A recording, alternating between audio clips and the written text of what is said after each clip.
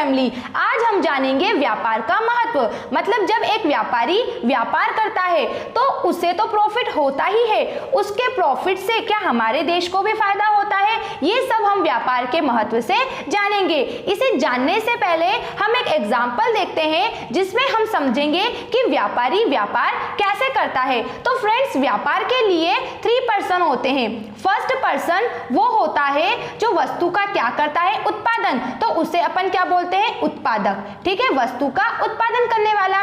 Second person कौन होता है, व्यापारी, मतलब वस्तु को खरीदने वाला, जिसे हम क्या बोलते हैं, विक्रेता। और थर्ड पर्सन कौन हो गया, उपभोक्ता, जो क्या करता है, वस्तु को खरीदता है, तो इसे अपन क्या बोलेंगे, क्रेता। अब ये व्यापारी काम कैसे करता है, ये उत्पादक से कम मूल्य में वस्तु को खरीद लेता है और अधिक मूल्य में किसको दे देता है, उपभोक्ता को, और बीच में प्रॉफिट कमाता है। जैसे इसने 5,000 रुपए में कोई वस्तु को उत्पादक से खरीदा और उपभोक्ता को कितने रुपए में बेच दिया उसने, 6,000 रुपए में। तो यहाँ पर व्यापारी ने कितने रुपए का प्रॉफिट कमाया, 1,000 रुपए का। तो कुछ इस तरीके से व्यापारी व्यापार करते हैं, है ना। तो अब हम इनका महत्व जानते हैं कुछ पॉइंट से। पहला दिया है नवीन आविष्कार, सेकंड है आर्थिक विकास, थर्ड है संपर्क में वृद्धि, फोर्थ है रोजगार की प्राप्ति और फिफ्थ है अनुपलब्ध वस्तुओं की उपलब्धता। मतलब व्यापार कितना इंपॉर्टेंट होता है हमारे देश के लिए, उसके लिए तो इंपॉर्टेंट है क्योंकि वो प्रॉफिट अर्न करता है। तो उसके इस काम से हमें भी क्या फायदा होता है, जानिए इसकी डिटेल से। फर्स्ट हम पढ़ लेंगे नवीन आविष्कार। नवीन आविष्कार में हम जानेंगे कि व्यापार के विकास से उद्योगों का विकास होता है, जिससे नवीन आविष्कार होते हैं। देखो, जितने बड़े पैमाने पर व्यापारी होंगे उतने बड़े पैमाने पर क्या होगा, व्यापार होगा, और वस्तु का बड़े पैमाने पर उत्पादन करना पड़ेगा।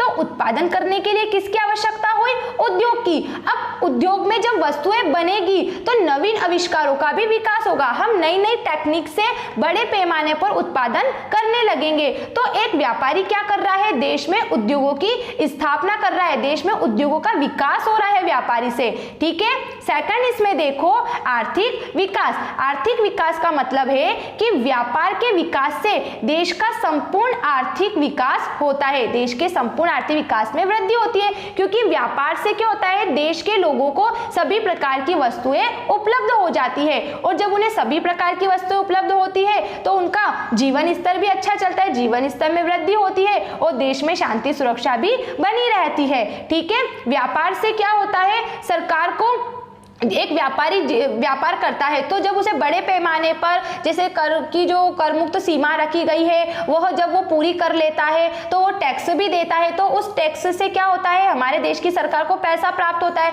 फिर उस पैसे से देश के विकास संबंधी कार्य किए जाते हैं, जैसे देश में बेरोजगारी को दूर करने संबंधी कार्य किए जाते हैं। ठीक है, शिक्षा के प्रचार प्रसार संबंधी कार्य किए जाते हैं, ये सारे काम होते हैं। तो कैसे पॉसिबल हुआ, व्यापारी से। अगर व्यापारी अच्छा काम करेगा, बड़े पैमाने पर उसे पैसा प्राप्त होगा तो टैक्स भी हमें मिलेगा।